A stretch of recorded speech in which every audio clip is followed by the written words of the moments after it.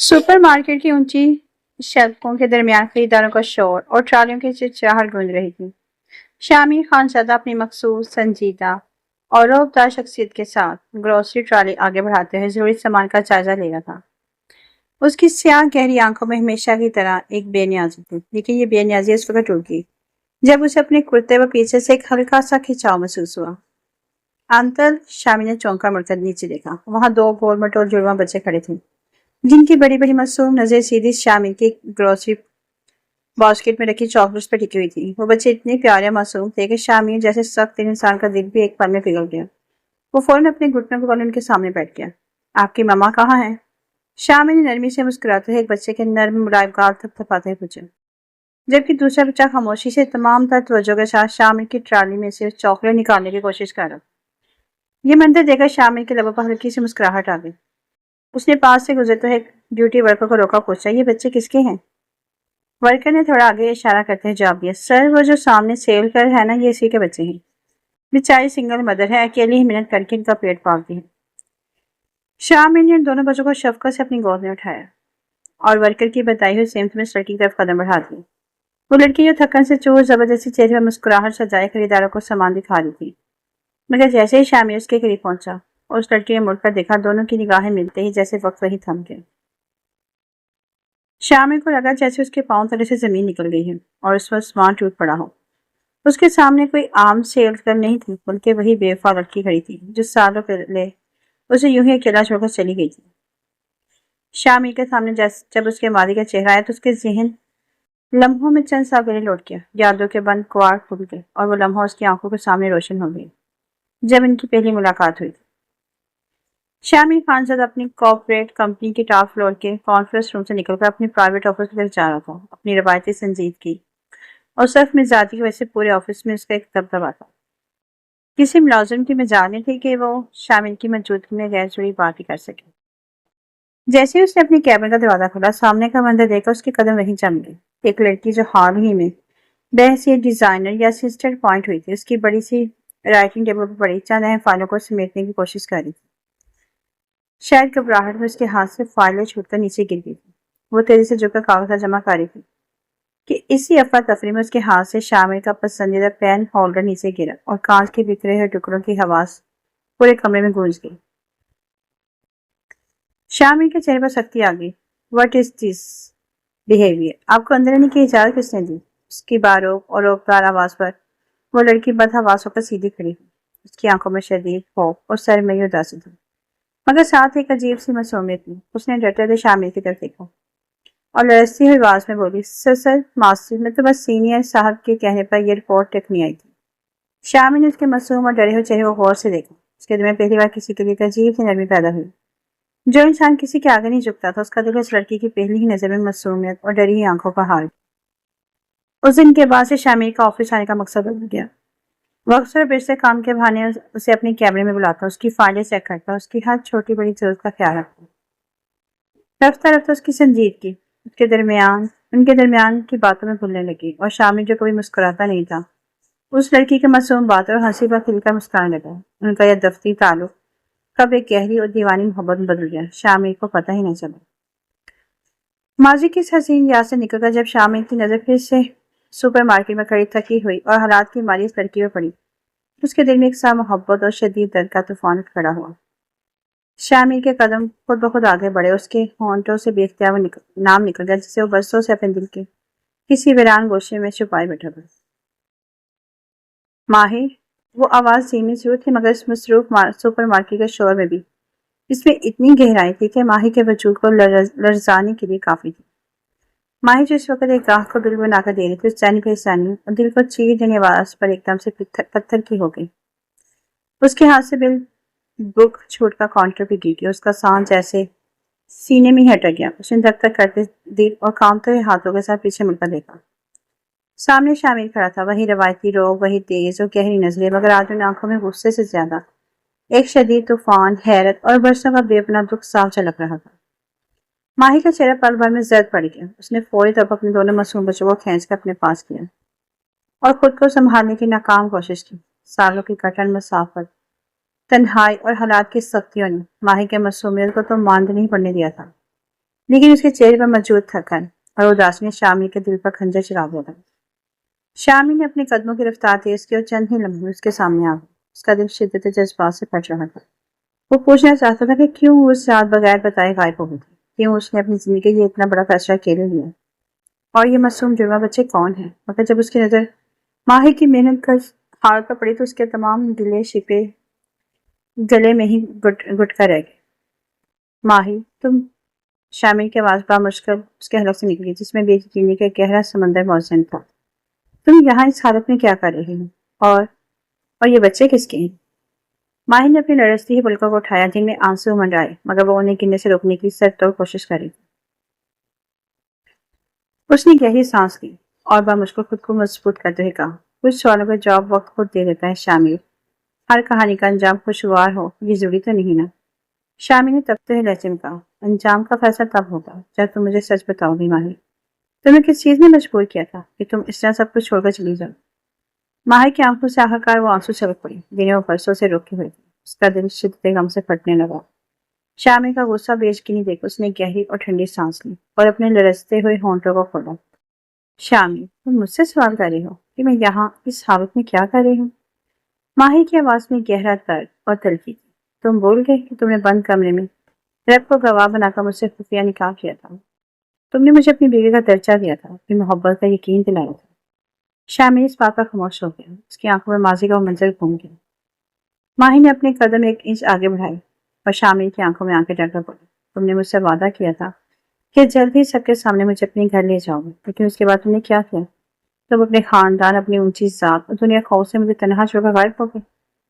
جب مجھے تمہاری سب سے زیادہ ضرورت تھی، جب یہ دونوں وجود میں خوف میں پڑ گئے تھے، تب شامی خانزادہ کا کچھ کہیں پتہ نہیں تھا۔ شامی کے پیروں سے زمین نکل گئی۔ اس کی نظریں بے اختیار ان دونوں جوان پر بچوں گئی جو ماہی کا دامن تھامے معصومیت سے اپنے باپ کو دیکھ رہی تھی۔ ماہی نے اپنے آنسو صاف کیا اور مضبوط لہجے میں کہا، میں نے کسی کے سامنے ہاتھ نہیں پھیلایا شامی، تم نے مجھے بیوی کا درجہ تو دیا لیکن سنبھال نہ سکے۔ میں نے تمہاری محبت کے لیے نہیں بلکہ تمہارے ان بچوں کی عزت اور ان کی زندگی کے لیے یہاں خود محنت کرنے کا راستہ چنا۔ یہ سچ سن کر شامی کا دل دھک سے رہ گیا۔ وہ جس لڑکی کو بے وفا سمجھ جاتا وہ تو اس کی عزت اس کے بچوں کے اکیلی دنیا سے لڑ رہی تھی۔ ماہی کے الفاظ شامی کے دل پر ہتھوڑے کی طرح برس رہے تھے۔ اس کا سانس بھاری ہو چکا تھا اور آنکھوں میں نمی تیرنے لگی تھی۔ شامی جو ہمیشہ ہر صورت پر قابو پانے کا عادی تھا، آج اپنے ہی ماضی کے سامنے بے بس کھڑا تھا۔ ماہی نے اپنے آنسوں کو سختی سے روکا اور ایک طرف مسکراہٹ کے ساتھ بولی، تم جاننا چاہتے ہو نا کہ میں اچانک تمہاری زندگی سے دور کیوں چلی گئی؟ تو سنو شامی خانزادہ۔ اس نے گہرا سانس لی، جیسے ماضی کی وہ تکلیف دہ یادیں اسے آج بھی گھونٹ رہی ہیں۔ ہمارے نکاح کا کچھ ہی عرصہ گزرا تھا جب میری طبیعت اچانک بہت خراب رہنے لگی۔ کئی دنوں تک مجھے مسلسل چکر آتے رہے اور عجیب سی کمزوری محسوس ہوتی رہی۔ میں ڈر گئی تھی، مجھے سمجھ نہیں آ رہا تھا کہ میرے ساتھ کیا ہو رہا ہے۔ جب میں نے اکیلے ہسپتال جا کر اپنا چیک اپ کروایا تو ڈاکٹر کی رپورٹ نے میری پوری دنیا ہلا کر رکھ دی۔ مجھے پتا چلا میں پریگننٹ ہوں اور میرے وجود میں تمہاری نشانی پڑ رہی ہے۔ شامل کے قدموں تلے زمین کھسک گئی۔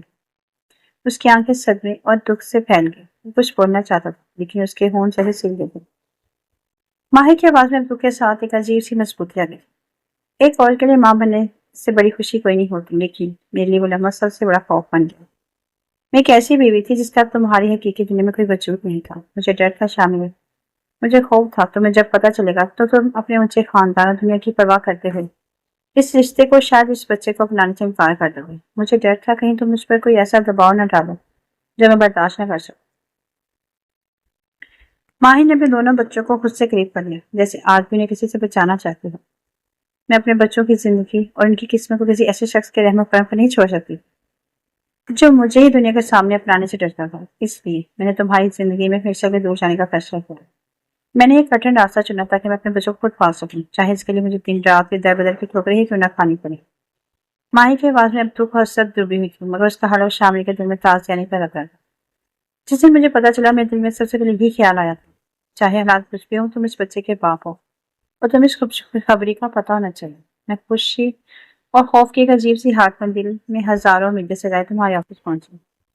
ماہی نے ایک لمحے کے لیے اپنی آنکھیں بند کی، جیسے وہ اس دن کا درد پھر سے محسوس کر رہی ہو۔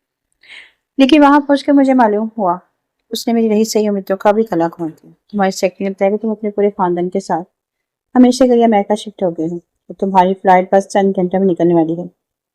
وہ بات سن کر یوں لگا جیسے میری چٹانیں ٹوٹ کر گر پڑی۔ تم نے مجھے اس قابل بھی نہ سمجھا کہ اتنے بڑے فیصلے کے بارے میں ایک بار بتاتے ہی۔ ماہی نے اپنے ہاتھ سے اپنے بہتے ہوئے آنسوؤں کو صاف کیا اور ایک طرف مسکراہٹ کے ساتھ شامل کی آنکھوں میں دیکھا۔ تب مجھے احساس ہوا کہ ہماری اس خفیہ نکاح کی تمہاری نظر میں کوئی حیثیت ہی نہیں تھی۔ تم اپنی شاندار اور پر آسائش دنیا میں واپس لوٹ رہے تھے اور میں تمہاری زندگی ایک ایسا باغ تھا جسے تم بند کر کے آگے بڑھ چکے تھے۔ اس دن میں وہاں سے خاموشی سے لوٹ آئی تھی اور میں نے طے کر لیا کہ اب میں تمہاری زندگی میں کبھی واپس نہیں آؤں گی اور اپنے ان بچوں کو اکیلے ہی پالوں گی۔ شامل کا چہرہ درد اور ندامت سے سرخ ہو چکا تھا۔ اس کا دل چاہ رہا تھا کہ وہ ماہی کو بتائے کہ امریکہ جانا اس کا اپنا فیصلہ نہیں تھا بلکہ اس کی فیملی کی سازش اور مجبوری تھی۔ وہ بھی اتنے سالوں سے اس کی تلاش میں تڑپ رہا تھا۔ شامل کا دل جیسے بیٹھ گیا، اس کی آنکھوں میں شدید ندامت اور تکلیف کا طوفان امنڈ آیا۔ اس نے تڑپ کر ماہی کے کامتے ہوئے ہاتھوں کو تھامنے کے لیے ہاتھ بڑھایا، مگر ماہی کے پیچھے ہٹنے پر اس کے ہاتھ ہوا میں ہی معلق ہو کر رہ گئے۔ ماہی، خدا کے لیے ایک بار میری بات سنو۔ شامل کی آواز میں ایسا درد تھا کہ سپر مارکیٹ کی فضائیں بھی غمگین ہو گئی۔ تم جو سوچ رہی ہو سچ اس سے بالکل مختلف ہے۔ میں تم سے بے وفائی کر کے یہ تمہیں چھوڑ کر امریکہ نہیں گیا تھا۔ شامل نے گہری دکھ بھری سانس لی، اس رات کا پورا سچ کھول کر سامنے رکھ دیا۔ جن میں تم سے مل کر گھر پہنچا، میرے والد کو دل کا اتنا شدید دورہ پڑا کہ انہیں فوراً ہسپتال منتقل کرنا پڑا۔ ڈاکٹروں نے صاف کہہ دیا تھا کہ ان کا علاج اور بی پاس سرجری صرف اور صرف امریکہ کے ایک مخصوص ہسپتال میں ہی ممکن ہے اور ہمارے پاس صرف چند گھنٹوں کا وقت ہے۔ اس ہنگامی حالت میں فیملی مجھے سنبھالنے کا موقع بھی نہیں دیا اور ایمبولینس نے سیدھا ایئرپورٹ لے گئے۔ شامل کی آنکھوں سے ایک آنسو نکل کر اس کے گال پر بہہ گیا۔ ایئرپورٹ جاتے ہوئے میں نے تمہیں کال کرنے کی 100 بار کوشش کی ماہی، لیکن جلدی میرا فون گاڑی میں ہی رہ گیا تھا اور والد کی بگڑتی حالت کے آگے میں بے بس ہو چکا تھا۔ امریکہ پہنچتے ہی جیسے ہی والد کی سرجری مکمل ہوئی، میں نے اپنا سیکیورٹی گارڈ کو تمہارے ہاسٹل اور ہمارے اس اپارٹمنٹ بھیجا تھا جہاں، لیکن تم وہاں سے جا چکی تھی۔ تم نے اپنا نمبر، اپنا پتہ، سب کچھ بدل دیا تھا۔ شامل نے ماہی کی آنکھوں میں تڑپتے ہوئے دیکھا۔ میں نے تمہیں ڈھونڈنے میں کوئی کسر نہیں چھوڑی ماہی۔ پچھلے 4 سالوں سے امریکہ میں نہیں بلکہ پاکستان کے چپے چپے میں تمہیں تلاش کر رہا تھا۔ میری فیملی کو جب پتا چلا کہ میں نے تم سے نکاح کیا ہے تو انہوں نے مجھ سے تعلق توڑ لیا، لیکن میں نے تمہاری تلاش بند نہیں کی۔ میں تو خود اس سازش اور حالات کا شکار ہوا تھا ماہی۔ مجھے نہیں پتا کہ تم پر کیا بیتی ہے۔ ماہی یہ سب سن کر ششدر رہ گئی، اس کا ذہن بالکل سن ہو گیا۔ جس امریکہ جانے کو بے وفائی سمجھ رہی ہے وہ تو ایک بیٹے کی مجبوری اور حالات کا کھیل تھا۔ ماہی ابھی شامل کی صفائیاں اور سچ سن کر ششد کھڑی اپنی سوچوں میں گم ہوئی تھی کہ ماحول کی اس دل سوز زندگی کے خاتمہ کرنے وہ دونوں ننھے شیطان میدان میں آ گئے۔ جو بچے اب تک خاموشی سے یہ ڈرامائی منظر دیکھ رہے تھے، اچانک شامل کا کوٹ نیچے سے زور زور سے کھینچنے لگے۔ اوہو انکل، اب اتنا کیوں رو رہے ہیں اور ہماری ماما کو کیوں ڈانٹ رہے ہیں؟ بڑے جرمہ بھائی نے شامل کے گھٹنے پر ہاتھ رکھا، معصومیت سے بھرے ہوئے لہجے میں کہا، انداز میں کہا۔ دوسرے جڑواں نے اپنی گود میں چھپائی چاکلیٹ کا آدھا کھلا ریپر شامل کے سامنے کرتے معصومیت سے کہا، انکل آپ نے ہمیں چاکلیٹ دینے کا کہا تھا نا، اب باتیں کم کریں اور اوپر والی شیلف سے وہ بڑی والی چاکلیٹ نکال کر دیں، ورنہ ہم پولیس کو بلا لیں گے کہ آپ ہماری ماما کو تنگ کر رہے ہیں۔ ان دونوں کی اس اچانک اور دھماکے دار انٹری نے ماحول کی ساری تلخی اور سنجیدگی ایک پل میں ہوا کر دی۔ شامل جس کی آنکھوں میں کچھ دیر پہلے تک ندامت کے آنسو تھے، ان دونوں کی باتیں سن کر حیرت اور پیار کے میرے سے چھوٹے شیطانوں کو دیکھنے لگا۔ اس کے لبوں پر برسوں بعد ایک حقیقی مسکراہٹ ابھر آئی۔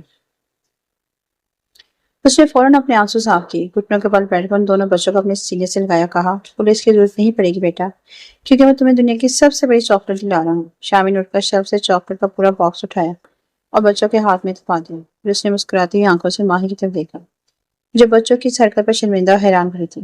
اور ہاں، شامل نے بچوں کا ہاتھ تھپاتے ہوئے شرارت سے کہا، میں تم دونوں کا کوئی عام انکل نہیں ہوں، میں تمہارا پاپا ہوں۔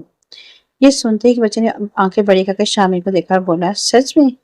پھر تو آپ ہمیں روز اتنی ساری چاکلیٹ لا سکتے ہیں نا؟ شامل نے دونوں بچوں کے سر پر شفقت سے ہاتھ پھیرا، پھر اس کی نظریں ماہی پر آ کر ٹکی۔ اس کی آنکھوں میں اب کوئی دکھاوا یا غرور نہیں تھا، صرف ایک التجا اور باپ ہونے کا تڑپتا ہوا احساس تھا۔ وہ ایک قدم آگے بڑھا اور بہت نرم، گہرے، التجائیہ لہجے میں ماہی سے مخاطب ہوا، ماہی جو وقت گزر گیا میں اسے واپس تو نہیں لا سکتا اور نہ ہی ان سالوں کی تکلیف کو ایک منٹ میں مٹا سکتا ہوں، لیکن خدا کے لیے ان معصوم بچوں کی خاطر مجھے معاف کر دو۔ شامل نے نچلے ہونٹ پر دانتوں تلے دبایا اور دونوں جڑواں بچوں کی طرف اشارہ کرتے ہوئے بولا، دیکھو انہوں نے اتنے سال باپ کے سائے کے بغیر گزارے ہیں، انہوں نے بغیر کسی قصور کے وہ سب سہا جو ان کو حق نہیں تھا، لیکن اب وہ نہیں، یہ بچے مزید کسی کمی کے ساتھ بڑے نہیں ہوں گے۔ میں چاہتا ہوں کہ تم انہیں کے ماں اور باپ دونوں کا پیار ایک ساتھ لیں۔ یہ اپنی پوری زندگی عزت، آسائش اور دونوں والدین کی محبت کے سائے میں گزارے۔ شامی نے ماہی کی آنکھوں میں جھانکتے ہوئے ہاتھ جوڑ دی۔ تم مجھے سزا دینا چاہتی ہو تو شوق سے دو مانگو ماہی، مگر مجھے میرے بچوں سے اور ان بچوں کو ان کے پاپا سے دور مت کرو۔ ہمارے درمیان جتنے بھی گلے شکوے غلط فہمیاں تھیں ان کا سچ سامنے آ چکا ہے۔ چلو اپنی محبت نہ صحیح، ان ننھے شیطانوں کی روشنی مستقبل ان کی خوشیوں کی خاطر اکٹھے ہو جاتے ہیں۔ ماہی نے اپنے بچوں کے چہرے کی طرف دیکھا جو چاکلیٹس پکڑے اپنے پاپا کو حیرت اور خوشی سے دیکھ رہے تھے۔ اس کا دل ایک ماں ہونے کے ناطے پگھلنے لگا تھا، کیونکہ وہ جانتی تھی کہ بچے اکیلے کتنی بار باپ کی کمی محسوس کرتے ہیں۔ ماہی نے کچھ دیر اپنے بچوں کی معصوم مسکراہٹ کو دیکھا اور پھر شامل کی آنکھوں میں تڑپتی التجا کا جائزہ لیا۔ اس کے اندر کی ماں اور محبت دونوں ہی اس فیصلے کے آگے ہار گئے۔ ٹھیک ہے شامل، ماہی نے گہرا سانس لیتے آنسو پہنچے، میں ان بچوں کے مستقبل اور ان کی خوشیاں خاطر تمہیں معاف کرتی ہوں۔ میں نہیں چاہتی یہ دونوں کوئی باپ کے پیار کے لیے ترسیں۔ شامی کے چہرے پہ ایک بے ساختہ خوبصورت مسکراہٹ پھیل گئی۔ اس نے ماہی کا شکریہ ادا کرتے ہوئے فوراً بچوں کو اپنی گود میں اٹھا لیا۔ بچوں نے بھی خوشی سے اپنے پاپا کی گردن میں باہیں ڈال دی، مگر اگلے ہی لمحے ماہی کا چہرہ پھر سے سنجیدہ ہو گیا۔ اس نے شامل کو دیکھ کر گہری آواز میں کہا، شامل ایک بات یاد رکھنا، اس بار میں کسی بند کمرے کے خفیہ نکاح یا کسی چھپائے ہوئے رشتے کے ساتھ تمہارے ساتھ نہیں جاؤں گا۔ میں ان بچوں کو ان کا جائز حق اور عزت دینا چاہتا ہوں۔ تمہیں سب سے پہلے اپنے والدین کو اس رشتے ان بچوں کے لیے منانا ہوگا تاکہ وہ ہمیں پورے مان عزت کے ساتھ قبول کریں۔ شامی نے سنجیدگی سے سر ہلایا۔ اس کی آنکھوں میں ایک نیا عزم تھا۔ تم بالکل ٹھیک کہہ رہی ہو ماہی، پچھلی بار جو غلطی مجھ سے ہوئی وہ اب دوبارہ کبھی نہیں ہوگی۔ میرے ماں باپ نے 4 سال پہلے میرے نکاح کے بارے میں سن کر مجھ سے تعلق توڑا تھا، لیکن اب میں انہیں اپنے بچوں تمہاری قربانی اور سچائی سے راستہ کر کے مناؤں گا۔ شامل ماہی اور دونوں بچوں کو لے کر سیدھا اپنے خاندان کے بڑے حویلی نما گھر کی طرف روانہ ہو گئے۔ گاڑی جیسے بڑی کھڑکی کے اندر داخل ہوئی، ماہی کا دل تیزی سے دھڑکنے لگا۔ شامل نے اس کا ہاتھ تھام کر اسے حوصلہ دیا، جبکہ گاڑی کی پچھلی سیٹ پر بیٹھے ننھے شیطان گاڑی کی کھڑکیوں سے باہر بڑے فوارے اور باغ دیکھ کر پکار رہے تھے، واؤ پاپا، یہ محل کس کا ہے؟ شامی نے ماہی کا ہاتھ مضبوطی سے تھاما، بولا، چلو ماہی، اب اپنے حق اور عزت کی جنگ مل کر لڑتے ہیں۔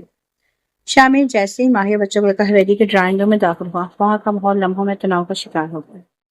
شامی کے والد جلال خان زادہ اور والدہ اپنے بیٹے کو اتنے سالوں بعد ایک انجان عورت اور بچوں کے ساتھ دیکھ کر حیرت اور شدید غصے میں اپنی نشستوں سے کھڑے ہو گئے۔ شامی، یہ کیا تماشا لگایا ہوا ہے؟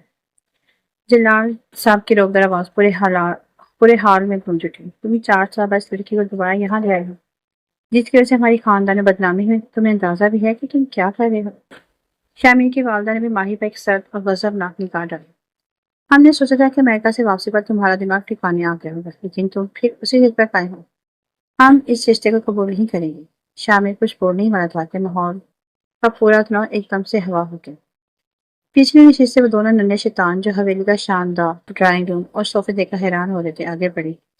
بڑے جڑواں نے جلال صاحب کے چہرے پر شدید غصہ دیکھا تو گویا کسی خوف کے اپنی معصوم طوطی زبان میں جلال صاحب کے گھٹنے سے لٹک کر بولا، دادو، آپ اتنے بڑے کیوں غصے میں ہیں؟ آپ کو چیخنا نہیں آتا؟ پاپا کو مت ڈانٹیں۔ نہ، ہم آپ کے لیے چاکلیٹ لائے ہیں۔ اس وقت دوسرا بجے شامل کی والدہ کے پاس پہنچا اور ان کا دوپٹہ پکڑ کر اپنی طوطی اور پیاری بات میں التجا کرنے لگا، دادی جان، آپ اتنی پیاری ہیں، ہمیں بھوک لگی ہے۔ پاپا نے بولا تھا کہ دادی جان بڑا والا کھانے کھلائیں گے۔ ان دونوں ننھے وجودوں کے ساتھ دادو اور دادی جان کے پیارے پکارنے ان کے معصوم اور گول مٹول چہروں پر طوطی زبان نے جلال صاحب کی بیگم میں سارا غصہ برف کی طرح پگھلا دیا۔ اور وہ باپ اور ماں جو چند سیکنڈ پہلے غصے سے لال پیلے ہو رہے تھے، ان کی آنکھوں میں بے ساختگی، شفقت، حیرت تیرنے لگی۔ جلال صاحب کا سخت چہرہ نرم پڑ گیا، انہوں نے چپکر اس معصوم بچے کو اپنی گود میں اٹھایا جو سچ میں شامل کے بچپن میں کی بھی کو کاپی تھے۔ انہوں نے بچے کی چمکتی آنکھوں میں دیکھا اور پھر شامل کی طرف دیکھا، جن کی آنکھوں میں اب غصے کی جگہ جذبات کے آنسو تھے۔ شامل کی والدہ نے بھی دوسرے بچوں کو سینے سے لگا لیا اور ان کی نظریں ماہی پر پڑی جو خاموشی سے آنکھوں میں سورکی کے لیے آنسو لیے کھڑی تھی۔ جلال صاحب نے گہری سانس لی اور شامل سے کہا، شامل، کیا یہ سچ میں میرے پوتے ہیں؟ جی بالکل، یہ سچ میں میرے بچے ہیں دادا جان۔ شامل کی آواز میں ایک بے پناہ خوشی اور فخر تھا۔ اس نے فوراً اپنے والد کے سامنے جا کر ماہی کے سالوں کی جدوجہد، ان کی خودداری اور حالات کی ساری سچائی ان کے سامنے رکھ دی۔ جب جلال صاحب ان کی بیگم نے جانا کہ ماہی نے تنہا اتنی کٹھن زندگی گزاری لیکن شامل کی عزت اور اپنے بچوں کے وقار پر کوئی حرف نہیں آنے دیا، تو ان کے دل سے ماہی کے لیے ساری غلط فہمی بالکل دور تھی۔ شامل کی والدہ نے ماہی کو آگے بڑھ کر اپنے سینے سے لگایا اور ان کی آنکھوں میں پچھتاوے اور پیار کے آنسو آئے۔ ہمیں معاف کر دو ماہی، ہم اپنی بہو اور اپنے بچوں کی قدر نہ پہچان سکے۔ جلال صاحب نے ایک بار پھر شامر اور ماہی کو دیکھا اور ایک بڑا اور باوقار فیصلہ سنایا۔ یہ ماضی کی بات ہے شامل، خفیہ نکاح اور چھپ چھپا کر رہنے کا دور اب ختم ہو چکا ہے۔ یہ دونوں معصوم بچے اور ماہر اس گھر کا اور اس گھر کے خاندان کا غرور ہے۔ ہم پوری دنیا اور اپنے سارے خاندان کے سامنے تم دونوں کا نکاح شادی کی شاندار تقریب منعقد کریں گے تاکہ سب کو پتہ چلے ماہر شامی خانزادہ کی عزت دار بیوی اور یہ بچے اس خاندان کے وارث ہیں۔ یہ سن کر ماہر کی آنکھیں تشکر سے بھر گئی اور شامی نے ایک نظر مسکرا کر ماہر کو دیکھا۔ کچھ ہی دنوں میں خانزادہ حویلی کو دلہن کی طرح سجا دیا گیا۔ روشنیوں کی چمک اور خوشیوں کی ڈولوں کی تاب پر پورا خاندان جمع تھا۔ لال جوڑے میں سج کر جب ماہر اسٹیج پر آئی تو کسی ملکہ سے کم نہیں لگ رہی تھی۔ اس بار کوئی ڈر نہ تھا، نہ کوئی چھپنے کا خوف، بلکہ پورے مال عزت اور خاندان کی دعاؤں کے ساتھ شام نے اس کا ہاتھ تھاما۔ نکاح کا خطبہ پڑا گیا اور جیسے قبول ہے کی آوازیں گونجی، دونوں ننھے شیطان خوشی سے شور مچاتے اسٹیج پر چڑھ آئے۔ ماما، پاپا، آپ دونوں دلہا دلہن بن کر کتنے پیارے لگ رہے ہیں، اب تو ہم روز پاپا کے ساتھ کھیلیں گے۔ سب مہمان بچوں کی اس معصوم بات پر کھلکھلا کر ہنس پڑے۔ شادی کی تمام تقریبات ختم ہونے کے بعد ماہر سرخ رنگ کے زرق برقع روسی جوڑے میں سج دھج کر اپنے نئے خوبصورت سجائے گئے کمرے میں بیٹھی شامل کا انتظار کر رہی تھی۔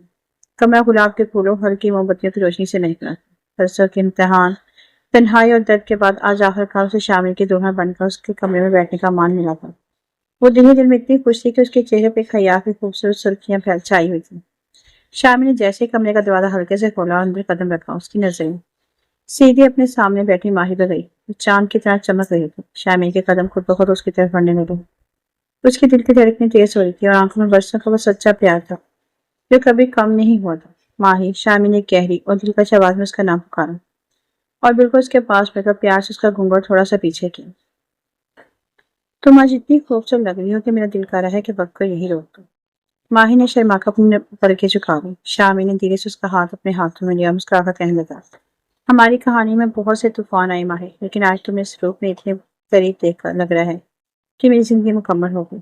شامل جیسے ہی ماہی کے اور قریب ہو کر اس سے اپنی محبت کا اظہار کرنے ہی والا تھا کہ دھڑام کمرے کا دروازہ کھلنے کا شور ہوا اور دونوں ننھے شیطان دوڑتے ہوئے ہاتھوں میں اپنے کھلونے دبائے سیدھا بیڈ کی طرف آئے۔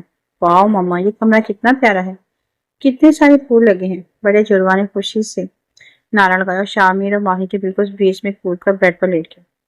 دونوں نے شامل کے گلے میں اپنی ننھی باہیں ڈالی اور چادر اپنے اوپر کھینچتے منصوبے سے بولا، پاپا ہم تو آج سے اسی کمرے میں سوئیں گے، آپ کا بیڈ تو ہمارے پرانے والے بیڈ سے بہت بڑا ہے۔ شامل جو رومانس کے پورے موڈ میں تھا، بچوں کی اس اچانک انٹری اور بیڈ پر کمزور زبانے پر ہکا بکا رہ گیا۔ اس کا منہ کھلے کا کھلا رہ گیا، جبکہ ماہی ان کے بیچ یوں منصوبے سے لیٹے اپنے بچوں کو دیکھ اپنی ہنسی نہ روک سکے۔ شامل نے اپنے ماتھے پر ہاتھ رکھا اور ماہر کی طرف دیکھا، بے بسی سے مسکراتے ہوئے بولا، ماہر مجھے لگتا ہے میری رومانٹک نائٹ کا پلان ان دو سیکورٹی گارڈ نے پوری طرح فیل کر دیا ہے۔ ماہر نے اپنے ان دونوں بچوں کو پیار سے گلے لگایا، ان کے ماتھے پر بوسہ دیا اور شامل کی طرف دیکھ کر شرارت سے کہا، اب عادت ڈال لیں شامل صاحب، اور ان کی موجودگی کے بغیر ہماری کوئی خوشی مکمل نہیں ہوگی۔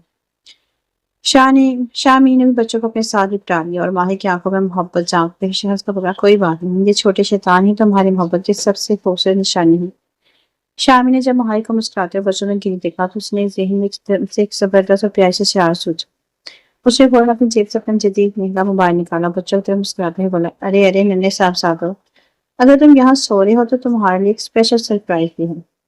بچوں نے چمکتی آنکھوں سے پاپا کو دیکھا۔ شامل نے فون کی اسکرین پر ان کی پسندیدہ اینیمیشن گیم آن کیا، موبائل بچوں کے ہاتھ میں تھما دیا۔ یہ لو، آج تمہیں سوتے وقت گیم کھیلنے کی پوری اجازت ہے، لیکن ایک شرط پر، تمہارا دھیان صرف اور صرف اس موبائل پر ہونا چاہیے۔ موبائل ہاتھ میں آتے ہی ان دونوں بچوں کے چہرے خوشی سے کھل اٹھے۔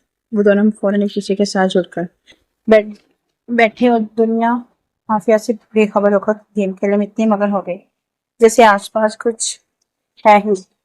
شامل موقع دیکھتے شامل نے بغیر کسی لمحہ ضائع کیا اس سنہری موقع کا پورا فائدہ اٹھایا۔ اس نے جھک کر ماہر کے رشتے ہاتھوں کر گہرا بہت بڑا لمس چھوڑ دیا۔